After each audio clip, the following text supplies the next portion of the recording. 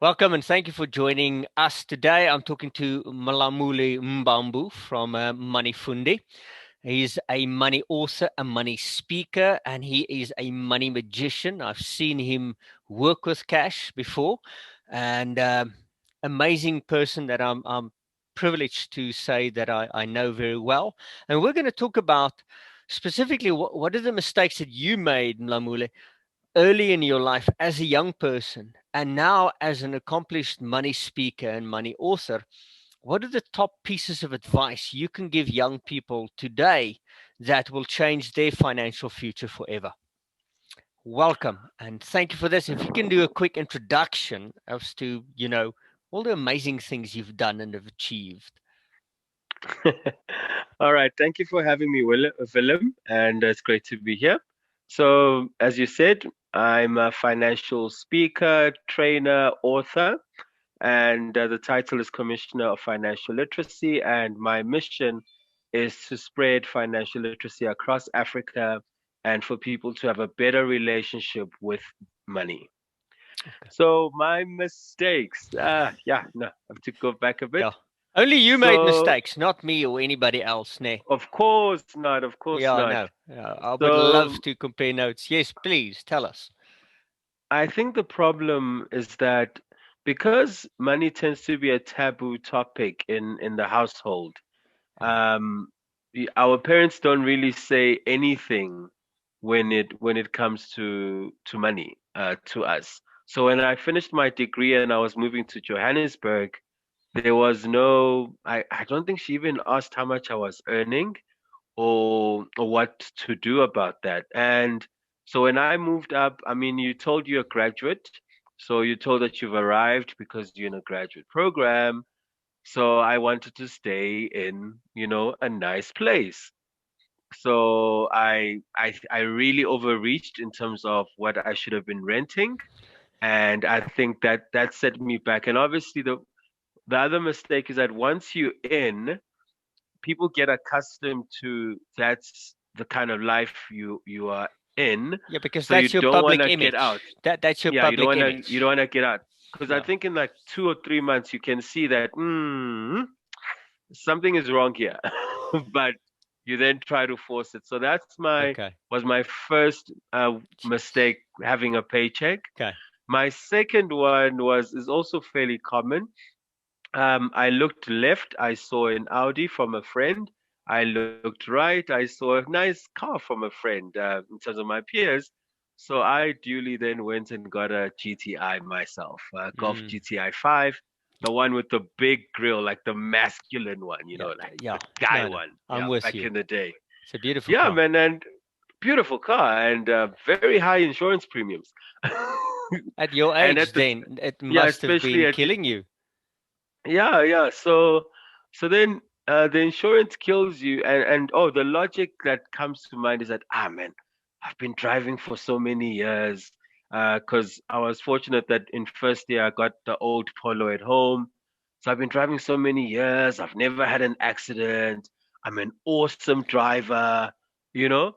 And Oh the no. third month I'm like, this insurance thing, man, I No. don't have accidents. And then as it would have it think it was 4 or 5 months later, boom, car accident. I'm like, No way. and yeah, then I had to fix it with my own cash. How much was the Um, damage, if I had have to ask? it was around 20 something. And at the time, I worked at the bank, so as a business analyst. So then I went and tried to get a loan to fix the thing. And then I discovered that I don't qualify for that size of a loan because I'd never taken debt before. So I didn't have a credit score. Oh my word. So they're saying that no, you must go get some debt, some small debt like a Truworth store account or Edgar's or something. And then after 3 months, we can relook at it. I'm like, no, I want my car now. I don't want it in 3 months' time. So those were like I say the top three was Wow. overextending myself in terms of where I stay, and then getting a car that was way above what I should have gotten, and then also subsequently canceling the insurance because of the nature of the car and my age. And then thirdly, not knowing a credit score or what it is or how it works. So yeah, those were, I think, my bad starts.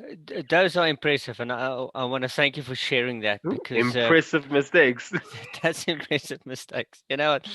Uh, and I'm sure you learned great lessons from that. But when you started talking, you said talking about money in the house is taboo. Mm. Why do you think that that's the case? Why is it such a difficult topic to talk about in a family environment? So two things. I think one is I speak a lot about the relationship that people have with money, and a lot of people's relationship it's awkward, or money is the root of all evil, or Hmm. that kind of context. And one of the questions I usually ask is, if your girlfriend or your boyfriend thought that you were evil, would they date you? Would they want you around? So if you're carrying a belief system that money is evil or some weird thing, then money doesn't want to be around you, and it won't be around you. So It runs away. so it runs away. So that's one. And then the other one is that unfortunately most parents have not done well with money, so they might not be sure what to talk about. How Mm. do you bring it up, etc., Yeah, etc. And yeah. with that, what I'm finding is a lot of parents that bought the book, they are using it as a tool to then communicate this money issue with their children, because now they have some context and Mm. some information and And some knowledge understanding. and some understanding Yeah. themselves, because we it's very hard to share something that you don't understand. One thing a lot of parents don't appreciate when I share this with them is that you can only give your child that which you have, and that means the good habits, the good thinking, the good knowledge, and that you have of the world, but also your bad habits and the bad Mm. things, all the mistakes that you carry along with you, you're going to hand over to them. And I know as a father, and I know you're a dad as well, to think about yourself as imperfect is sometimes very difficult. But at least then you can go like, okay, let's honestly look at how I manage money and what am I teaching my son or my daughter. True, and also there's a lot of power in learning from mistakes. Mm. But unfortunately, the parent-child dynamic is such that it's a bit awkward me sharing my mistakes and letting the child know that, hey, your dad messed up here and there. But I think that's important. For example, my son was correcting me when I was being a hypocrite last week, and I was so impressed. No, it was weird because in my generation I would have never dared do what What he was the did. first thing against the hair? Yeah, Like, yeah, yeah. It was what's like this? so he was. I was asking him to go get something, so I'm like, "Hey, go get something," and then he just stood there, and I'm like, "Why are you just standing there?" It's like, "Baba, you didn't say please," Ooh, no. and I'm like, "Please go," and then he went, and I'm thinking, "Hey, Uh-huh. in my time, if I had said that, that would have been a, a Yeah, club." my son But did it he's 2 nights ago. You got up yeah. from the table and he didn't push your chair in. Please go and push your chair in. Like, okay. Yeah, so basically our kids are now saying that we cannot be hypocrites with what we try to teach them, because Absolutely. I'm adamant on the please, the thank Yeah. yous, polite, eloquent. Yeah. So yeah, now he's like, hey, you gotta live it as well. Hmm.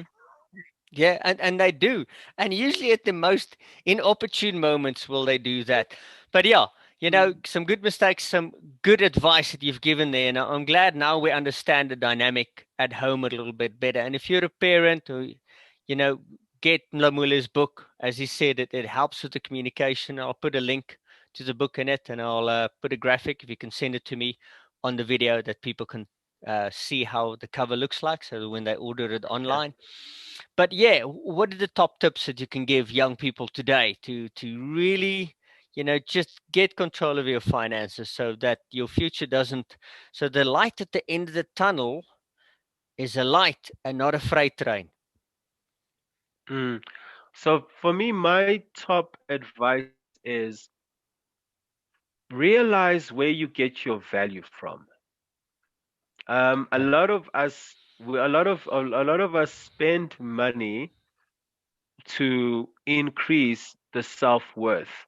So if I Uh, drive this car, I am this person. I identify as this person. If I stay in a certain area, I identify as this person. if I drink this And whiskey, if I wear this brand. dude, I was out and it was like my birthday weekend, and people were, drinking Hennessy and these nice things, and they're like, "Ah, dude, it's your birthday. Get this." And I'm like, I prefer beer. I'm with you. And and it's my birthday weekend, so it's not like I was gonna pay the bill. They were gonna cover it.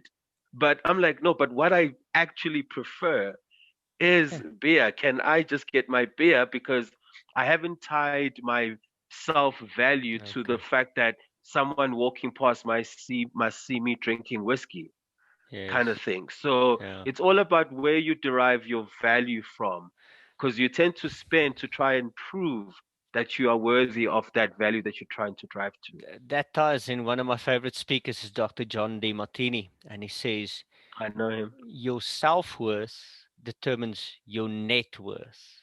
And most Mm, people you will actually meet at the end of the day have a negative net worth. mm, mm, And mm, then you think to yourself, so if I look at guys my age, most of them are multiple millionaires in the red because it's a 4 million rand house there, two cars, each $1 million. You're 6 bar negative already. yeah, because you're chasing that Yeah. elusive. Okay. Something else that I speak about is that yes, it's cool. Aim high, make more money, and I'm also of the same school of thought, but be at peace and be happy where you are at present. Mm. This is especially with entrepreneurs because to be an entrepreneur, usually you are the ambitious, the driven, the hard worker type of Mm. personality. So you tend to live from a place of what's next, what's next. But try to find peace and be happy in your present so that you're not pushing or you're not cashing a check that your current present state cannot handle or your business cannot handle. Mm. And when you are happy and you are at peace, you will cash checks that you can afford as your business grows. Some very good advice. That. Anything else? So the other thing is learn the thing that you are trying to attain. So the cover of the book starts with a quote that says, "When a tree is bent, straighten the tree, not the shadow." And most people, and this goes for entrepreneurs and employees and everyone, where the issue is, I don't have enough money, but they will try out everything else. So maybe study more, get more degrees. Hopefully, I get a promotion, work harder. Maybe I should go into a different. They will do everything except study the money that they are trying to attain. Because Mm. funny enough, we find that most people, when they get a promotion, all that happens is they increase the expenses and they remain in the same thing. Because like, yeah, when I'm a senior director and I'm earning this, then I'll be sorted. They just increase the mistakes. You So never if you sorted. think of it if you think of it this way, I had a GTI mistake at a certain salary bracket. They will then maybe have a Range Rover mistake at a certain salary bracket. It doesn't change. It's just the size of the mistake gets bigger if you don't actually Absolutely. address the money issue. No, no, no. I'm so glad you bring that up because first and foremost, one thing I ask entrepreneurs, what do you read? The bulk of them say no, well, nothing. But Wow. even if people read, they're like, have you ever read a book about money? No. Why? And you're like, that's interesting. So yeah, my son is on multiple money books. He reads money Mm, books before he goes to bed because it's, you know what, it ties in with what you said there. Don't try to correct the shadow of a bent tree. Fix the tree, and you have to mm, do that. mm, Yeah. mm. Okay. Cool. That is some And I great always advice. and I always say that a financially illiterate entrepreneur is a ticking time bomb because Ooh, absolutely. it is because either one, they're not going to make the money, which is one of the reasons. Obviously, you start a business to solve a problem, but they must pay you for solving that problem, and then you actually have a business. So Mm. either that business is not going to make money, one, because you're not financially literate to understand what price to charge, how much to get in. Some people are charging a price that's more expensive than how much they actually have to deliver the project. So they're Mm. always on minus. So you might not even rise. But let's say you do rise, then you make the mistakes that are going to lead to your demise because I find so many entrepreneurs living on a project to project basis as if they have a full time job. Um, Projects will dry up at times, things will get quiet. I mean, Corona did the most for Oh. most businesses. So if you are living project to project, month to month, it's a ticking time bomb of when will the music, it's like musical chairs, when will the music stop just for a bit and then you're dead in the water. So it's very important that entrepreneurs are financially literate so that they build sustainable businesses where people can also feel secure in their jobs. You know, the number of stories we hear of entrepreneurs not paying their employees or paying them 20 days late or 3 months late. It's because they're not financially literate in terms of cash flow, expend, et cetera, and Mm. that's detrimental, I think, to entrepreneurship. Yeah, I'm glad you're bringing that up because the time horizon is an important thing. And one thing I hammer away at some entrepreneurs, and they go like, "Why is this relevant?" Is how long is your sales cycle? So in our innovation Mm, business, my sales cycle is 7 months. 7 months. Okay, wow. that's long. In the leadership program as well, I have a client and mentor. Some of his product lines have a sales cycle of 5 to 8 years.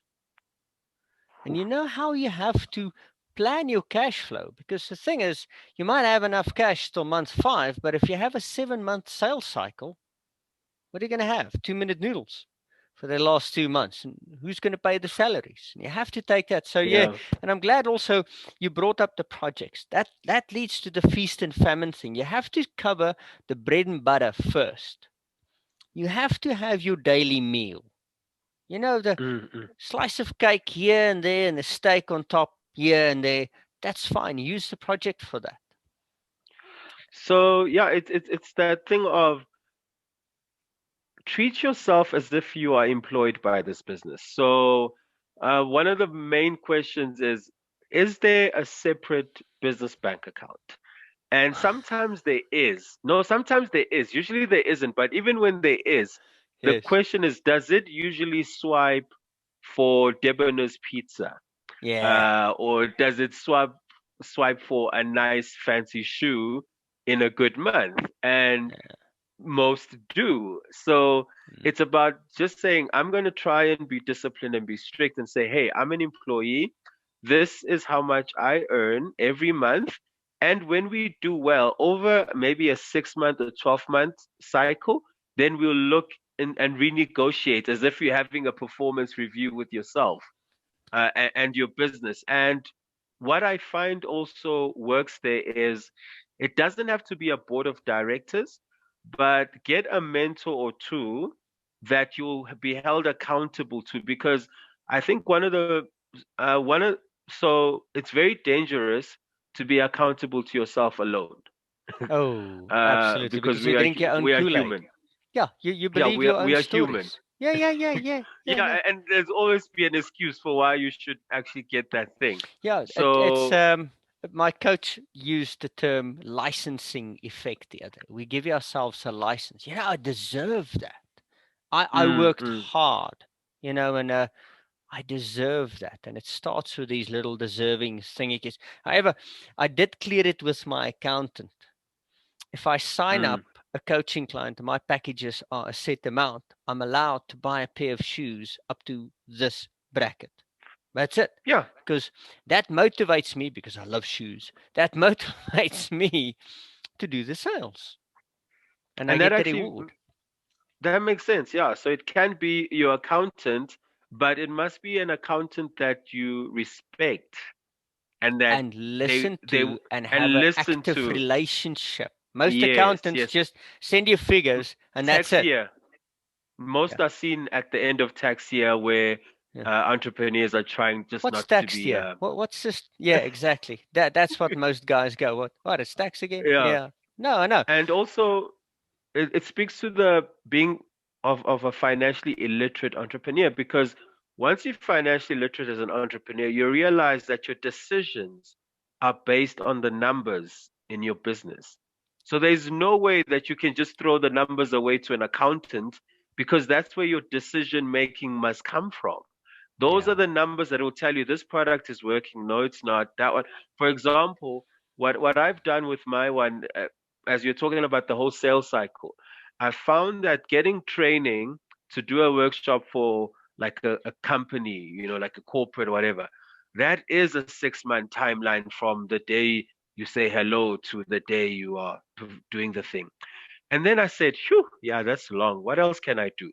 Because now I'm looking at the numbers, 6 months just to, all right, who else needs this? Then I said, okay, let me try and add a B2C model, business to clients, like just, and then I Yes. picked up on my social media end, and then I found, oh, okay, that has a different sales cycle. And then I said, what other one could I do? Coaching model. Coaching model is very dial direct, one-on-one coaching. So you look at the numbers. Yo, I've got to see, how do I decrease my sales cycle? Sometimes it is just adding a variation of essentially the same product in a different way. But it's all about knowing your numbers. Otherwise, I think you just get frustrated and you'll just basically sit there and be frustrated. Yeah. No. You know what? Such truth you've spoken with us. Thank you. I want to thank you so much for this advice that you've given. To everybody, visit Mlamuli's Facebook page. I'll include. Is your book listed on any online platforms where people can Yes, buy your yes. book? The book is on Amazon Okay, cool. at $9.99. Nice. So dollars are my favorite currency in South Africa. So I'll include the link to that as well. Mlamuli, I want to thank you for your time and really, and I'm sure everybody will get a lot of value from this. And I want to thank you. Thank you. And in closing, I'd just like to say, don't feel guilty for making the money in your business. It is amazing that entrepreneurs can be chasing that financial success, but when the financial success comes, it's like they feel guilty about it and then they spend it quickly to get it out there. And it's I a know. weird thing. So it goes back to before it arrives, try to have worked and fixed that relationship around money that you have. Thank you, buddy. Appreciate it. Thank you, sir.